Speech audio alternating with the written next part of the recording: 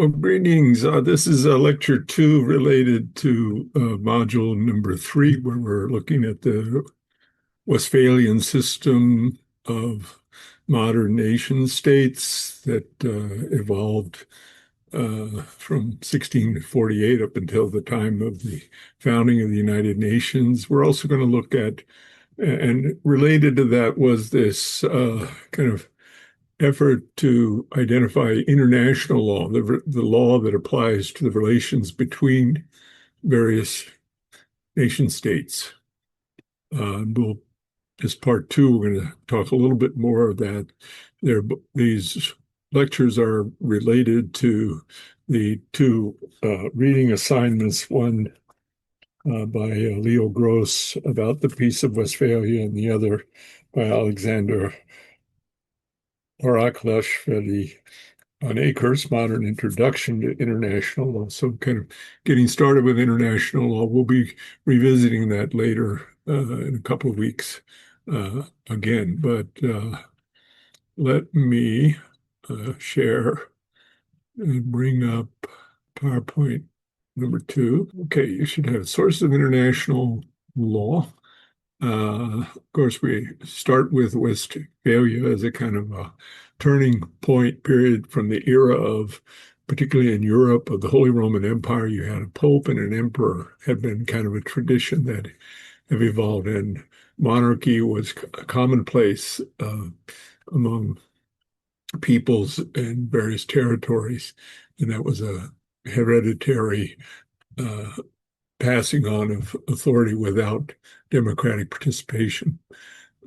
Westphalia was the transition point between the hierarchical feudal order and the modern view of independent self-governing states that recognize no superior political authority. So no pope or no emperor. They are sovereign within their territory. No pope, no religious king, and no political king. And this turning point is the Peace of Westphalia, this transition point to kind of the modern era, we may say. Now, there are those that have felt, according to George Ball at least, and Mr. Kindleberger, that the state as we know it is about to fade out, maybe by taken up by a global world government. It's a very fashionable old idea and badly adapted to the needs of our present complex world. But as everyone knows, countries have not been able to be replaced. This system of states, the 193 member states, and there's no immediate plan for all those states to merge into one world state with a centralized world government. The sovereign state emerged. Here is Thomas Hobbes, who wrote the Leviathan back in the 17th century, and based in the idea of the social contract between the people, that the people living without government live in fear of an attack by their neighbor. There's no police force, there's no security, there's no order. And so one lives in constant anxiety. And therefore, people say we need some kind of way to bring order.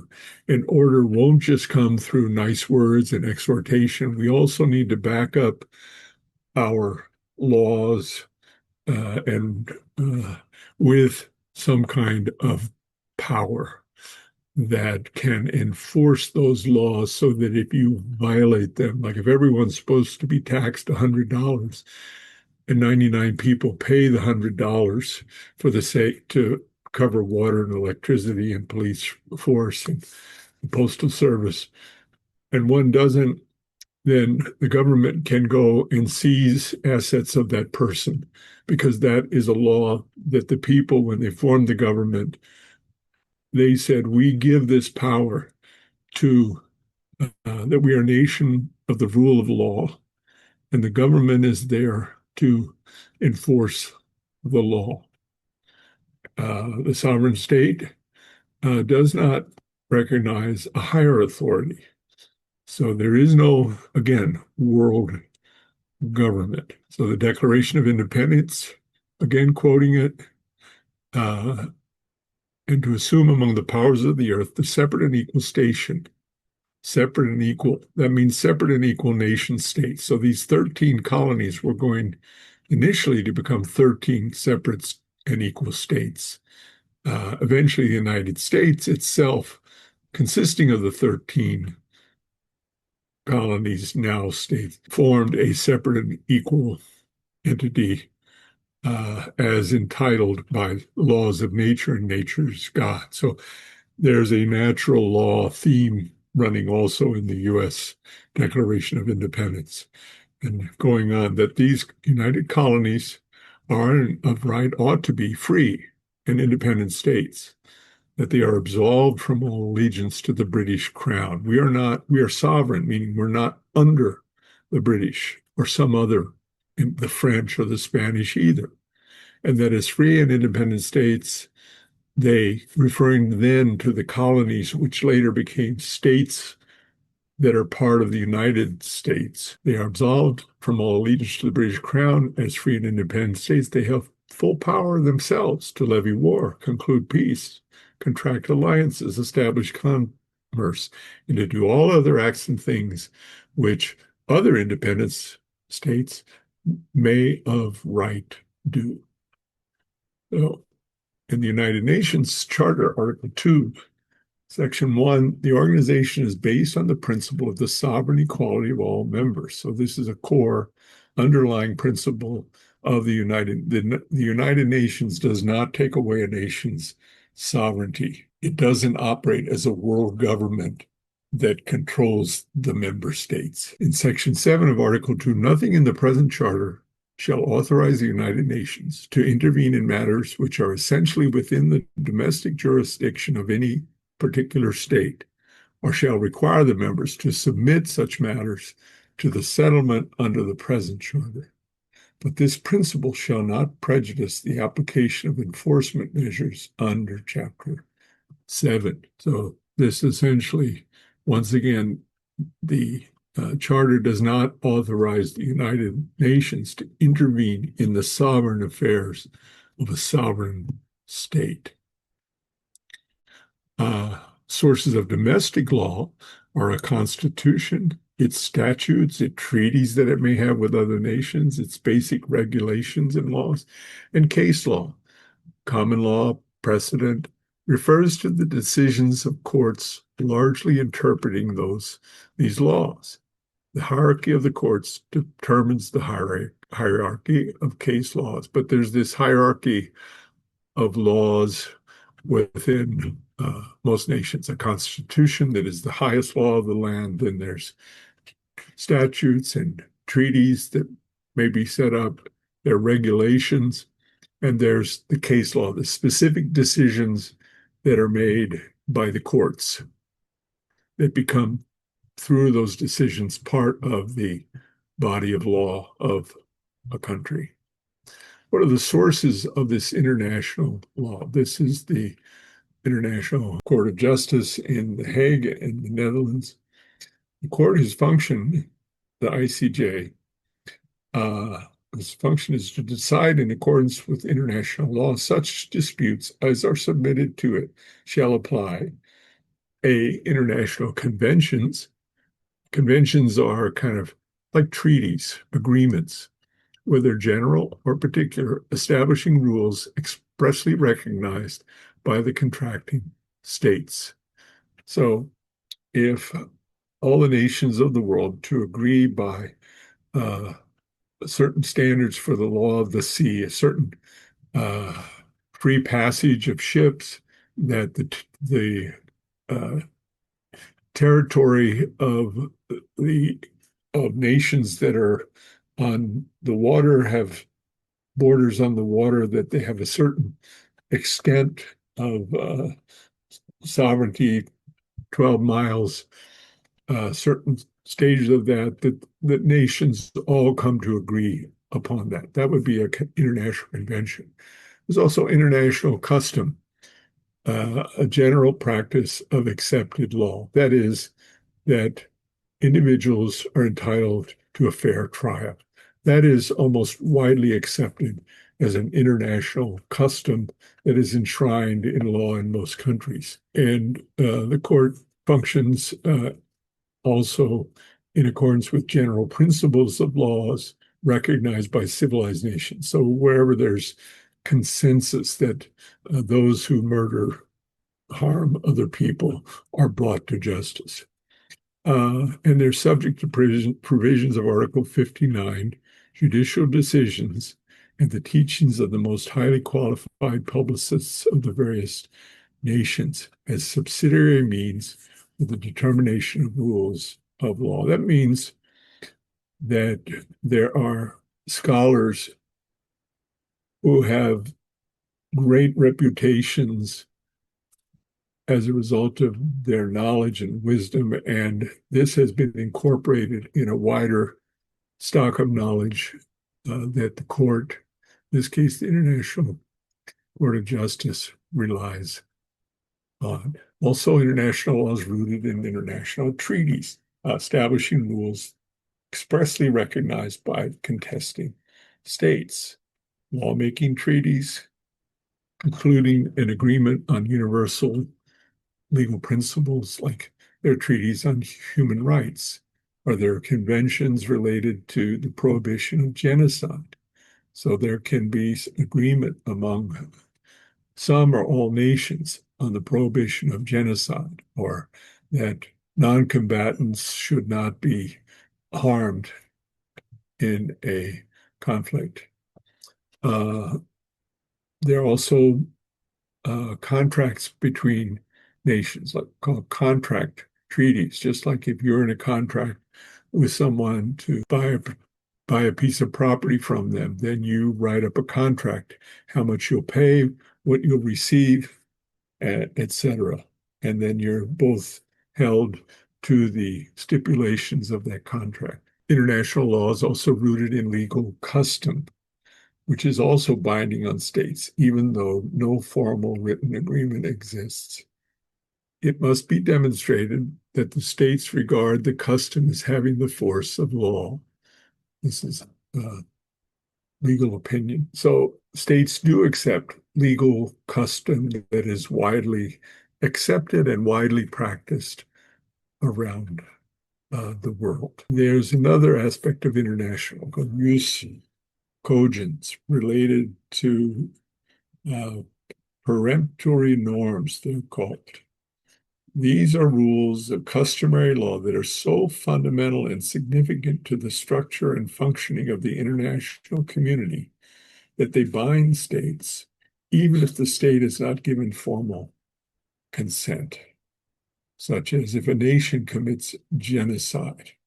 That is a norm, a peremptory norm, like a highest moral principle or standard, that if you kill people of a distinct race, ethnicity, nationality, religion, then all people recognize that as a wrong, an injustice that must be stopped and punished. War crimes fit this category. Killing hostages, abusing civilians in a war, abusing prisoners of war, and engaging in non-military devastation, let's say, of sacred sites, or waging an aggressive, invading another country, and other human rights issues. So these peremptory norms, rules, and behaviors that are so fundamental and significant when violated that they would undermine the functioning and structure of the international community, and therefore that bind states in a powerful way. That is the meaning of jus cogens. There are also general principles underlying domestic jurisprudence, that is at the nation-state level, that are also applied to the international level of jurisprudence. Principles of natural justice applicable to all humankind.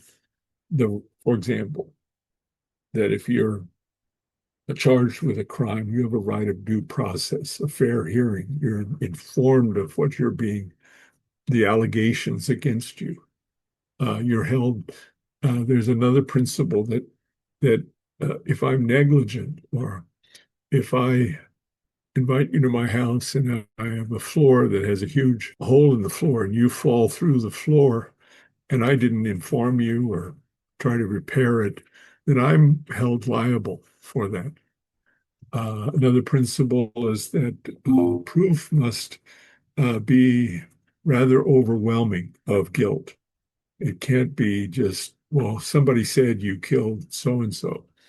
There has to be evidence that assures a jury or a judge what's called beyond a reasonable doubt. Also, classical judicial decisions weigh on or impact the concept of international law. Judicial decisions and teachings of the most highly qualified publicists, that is, scholars of various nations. Why do states obey international law? Well, some believe in the golden rule, do unto others as you would have them do unto you.